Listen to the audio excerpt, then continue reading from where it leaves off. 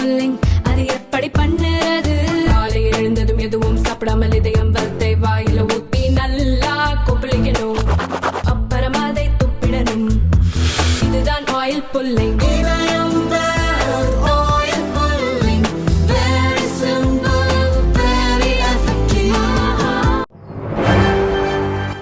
வணக்கம்.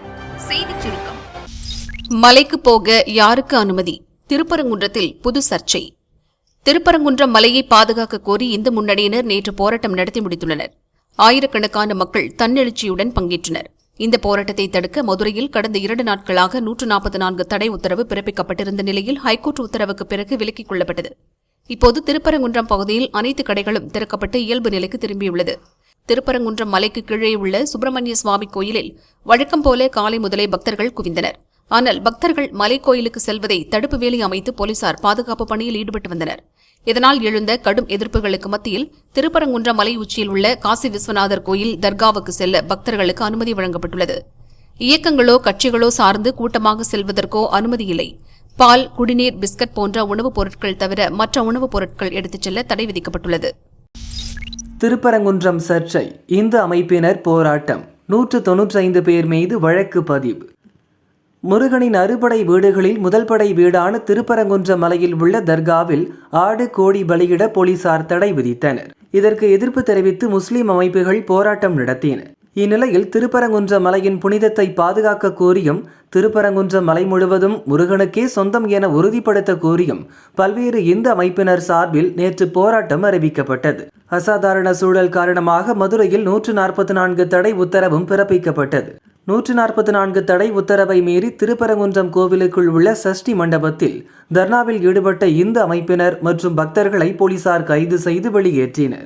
இந்நிலையில் 144 தடை உத்தரவை மீறி கோவிலுக்குள் அத்துமீறி நுழைந்து போராட்டம் நடத்தியதாக இந்து முன்னணியைச் சேர்ந்த 195 பேர் மீது திருப்பரங்குன்றம் போலீசார் வழக்கு பதிவு செய்துள்ளனர்.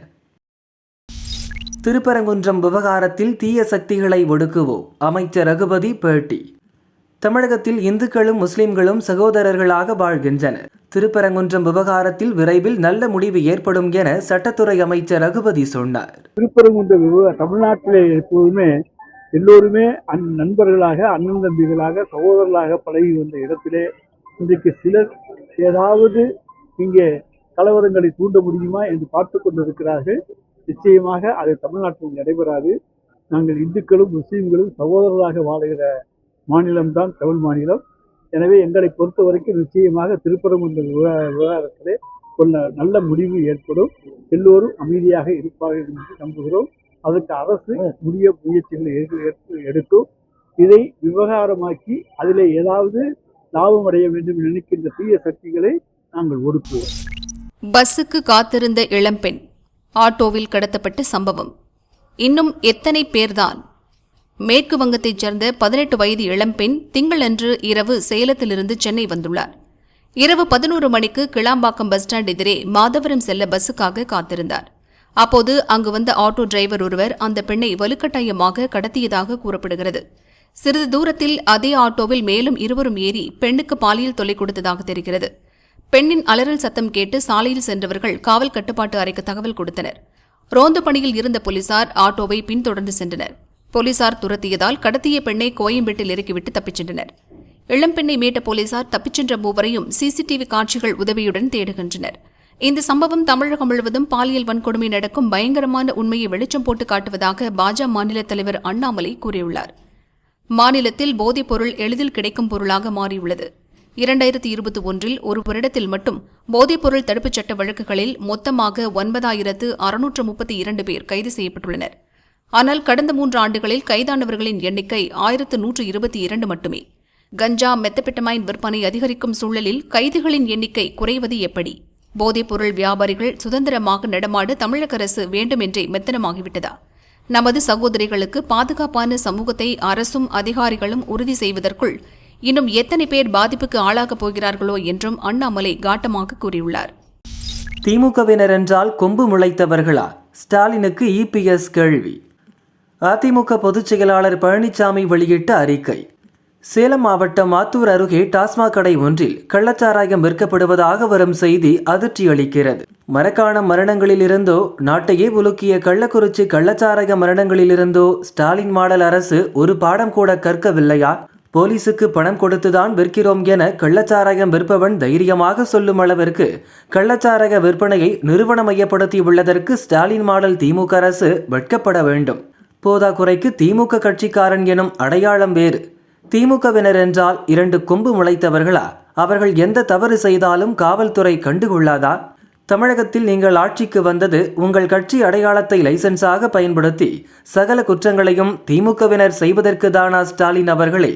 உடனடியாக இந்த கள்ளச்சாராய விற்பனையில் தொடர்புள்ள அனைவரையும் கைது செய்வதோடு எந்தவித அரசியல் குறுக்கீடும் இன்றி அனைவர் மீதும் சட்ட நடவடிக்கையை உறுதி செய்ய வேண்டும் என திமுக அரசை வலியுறுத்துகிறேன். மேலும் தமிழகம் முழுக்க கள்ளச்சாராயத்தை ஒழிக்க கடுமையான நடவடிக்கைகளை மேற்கொள்ள வேண்டும் என்றும் பழனிசாமி வலியுறுத்தியுள்ளார். டெல்லியில் குளிர் காரணமாக மந்தமாக துவங்கிய ஓட்டுப்பதிவு. டெல்லி சட்டசபை தேர்தல் இன்று நடக்கிறது. மொத்தமுள்ள 70 தொகுதிகளில் 699 வேட்பாளர்கள் களம் காண்கின்றனர். காலை 7 மணிக்கு 13,766 வாக்குச்சாவடிகளில் ஓட்டுப்பதிவு துவங்கியது. மாலை 6 மணி வரை ஓட்டுப்பதிவு நடக்கும். காலையில் டெல்லியில் காணப்பட்ட பனிப்பொழிவு காரணமாக ஓட்டுப்பதிவு மந்தமாக காணப்பட்டது. ஜனாதிபதி மாளிகையில் உள்ள ராஜேந்திர பிரசாத் கேந்திரிய வித்யாலயா பள்ளியில் ஜனாதிபதி திரௌபதி முர்மு ஓட்டளித்தார். ஆம் ஆத்மி கட்சியின் தேசிய ஒருங்கிணைப்பாளர் Arvind Kejriwal Lady Irwin senior secondary பள்ளியில் தனது ஓட்டை செலுத்தினார். காங்கிரஸ் மூத்த தலைவர் சோனியா நிர்மன் பவனில் ஓட்டளித்தார். அவருடன் அவரது மகள் பிரியங்காவும் வந்தார். கடும் குளிர் காரணமாக காலை 11 மணி அளவில் டெல்லி சட்டசபை தேர்தலில் 19.95% ஓட்டுகள் மட்டுமே பதிவானது. அதே சமயம் ஈரோடு கிழக்கு இடைத்தேர்தலில் 26.03%, உத்தரப்பிரதேசம் மில்கிப்பூரில் 29.86% ஓட்டுகளும் பதிவானதாக தேர்தல் ஆணையம் அறிவித்துள்ளது. மீண்டும் மீண்டும் ஓட்டளிப்பதால் ஈரோடு கிழக்கு மக்கள் விரக்தி. ஓட்டளித்த பாஜக எம்எல்ஏ சரஸ்வதி பேட்டி. ஈரோடு கிழக்கு சட்டசபை தொகுதி இடைத்தேர்தல் காலை முதல் விறுவிறுப்பாக நடக்கிறது. 237 ஓட்டுச்சாவடிகளில் மக்கள் ஆர்வமுடன் ஓட்டு போட்டு வருகின்றனர். சம்பத் நகர் ஓட்டுச்சாவடியில் ஓட்டளித்த கலெக்டர் ராஜகோபால் சுன்கரா, பதட்டமான ஓட்டுச்சாவடிகள் என கருதப்படும் 9 ஓட்டுச்சாவடிகளில் கூடுதல் பாதுகாப்பு போடப்பட்டுள்ளதாகவும் மக்கள் அச்சமின்றி ஓட்டளிக்க ஏற்பாடு செய்யப்பட்டுள்ளதாகவும் தெரிவித்தார். திமுக வேட்பாளர் வி.சி. சந்திரகுமார் மனைவி மகனுடன் பிபிபி குழந்தைகள் பள்ளியில் ஓட்டளித்தார். இடைத்தேர்தலில் திமுக மாபெரும் வெற்றி பெறும். திமுக அரசின் 4 ஆண்டு சாதனைகளே வெற்றிக்கு காரணமாக இருக்கும் என்றார். சிஎஸ்ஐ பள்ளி ஓட்டுச்சாவடியில் மொடக்குறிச்சி பாஜக எம்எல்ஏ சி.கே. சரஸ்வதி மக்களுடன் வரிசையில் நின்று ஓட்டு போட்டார். இந்த இடைத்தேர்தல் மக்களிடையே பெரிய வரவேற்பு பெறவில்லை. மீண்டும் மீண்டும் வாக்களிப்பதால் மக்கள் விரக்தியடைந்துள்ளதாக தெரிவித்தார். அடிக்கடி தேர்தல் நடத்துவதால் நாட்டிற்கு பணம் வீணாகிறது. மக்களும் சிரமப்படுகின்றனர். இதனால் ஒரே நாடு ஒரே தேர்தல் அமல்படுத்த வேண்டும் என வலியுறுத்தினார். ஒரே தேர்தல்கிற முறை எல்லா எலெக்ஷனும் ஒரே டைமில் இருந்துச்சுன்னா தான் மக்களுக்கும் சௌகரியம், நாட்டுக்கும் பணம் மிச்சம். அது அதை தான் நாங்கள் வலியுறுத்துகிறோம். அதனால் இந்த ரிப்பீட்டடாக எலெக்ஷன் வரும்போது எல்லாருக்கும் சிரமம். யோசிச்சு பாருங்கள். இப்போ பாஜக இந்த தேர்தலை புறக்கணிச்சிருக்கு. பாஜக நல்லா ஓட்டு போட்டு வருவாங்களா? ஏன்னா இது நேர்மையாக நடக்காதுங்கிறது எல்லாரும் நம்புகிறோம். முதலமைச்சர் ஒரு குற்றச்சாட்டு இருக்காரு, நேரடியாக களம் காணாமல் இந்த பெரிய கட்சிகள் உதிரி கட்சிகளை வைத்து களம் காண்கின்றன, ஆனால் இதுக்கு பாடம் கற்றுக் கொடுப்போம்னு சொல்லியிருக்காரு. அதை பற்றி என்ன எதை உதிரி கட்சிகள் சொல்கிறாருங்கிறது தெரியல. திருவேணி சங்கமத்தில் புனித நீர் ஆடிய பிரதமர் மோடி. உத்தரப்பிரதேச மாநிலம் பிரயாகராஜில் மகா கும்பமேளா நடந்து வருகிறது. ஜனவரி 13ஆம் தேதி துவங்கிய விழா வரும் 26ஆம் தேதி வரை 45 நாட்கள் நடக்கவுள்ளது. உலகம் முழுதுமிருந்து கோடிக்கணக்கான மக்கள் திருவேணி சங்கமத்தில் புனித நீராடி வருகின்றனர். பொதுமக்கள் மட்டுமின்றி அரசியல் தலைவர்கள், பிரபலங்கள் என பலரும் புனித நீராடி வருகின்றனர். சில நாட்களுக்கு முன்பு மத்திய உள்துறை அமைச்சர் அமித்ஷா புனித நீராடினார். இந்நிலையில் மகா கும்பமேளாவில் பங்கேற்பதற்காக பிரதமர் மோடி இன்று பிரயாக்ராஜ் வந்தார். பின்னர் திருவேணி சங்கமத்தில் புனித நீராடினார். தொடர்ந்து கங்கையில் பிரார்த்தனை செய்தார். மோடி வருகையை முன்னிட்டு பலத்த பாதுகாப்பு போடப்பட்டிருந்தது. பழனி தைப்பூச திருவிழா கோலாகல துவக்கம். அறுபடை வீடுகளில் 3ஆம் படை வீடான பழனியில் தைப்பூச விழா மிகவும் விமர்சையாக நடைபெறும். ஆயிரக்கணக்கான பக்தர்கள் பால்குடம் ஏந்தியும் காவடி எடுத்தும் பாத யாத்திரையாக வந்து தரிசனம் செய்வார்கள். அதன்படி பழனி தண்டாயுதபாணி கோயிலில் இந்த ஆண்டு தைப்பூச திருவிழா இன்று கொடியேற்றத்துடன் துவங்கியது.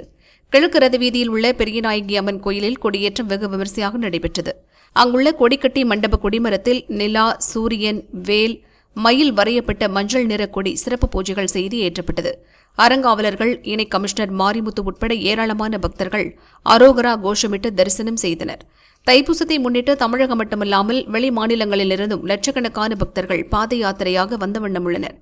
விழாவின் முக்கிய நிகழ்வான திருக்கல்யாணம் பிப்ரவரி 10ஆம் தேதி நடக்கிறது. அன்று இரவு வெள்ளி தேரோட்டம் நடக்கும். 7ஆம் நாள் திருவிழாவான பிப்ரவரி 11ஆம் தேதி தைப்பூச தேரோட்டம் நடக்கிறது.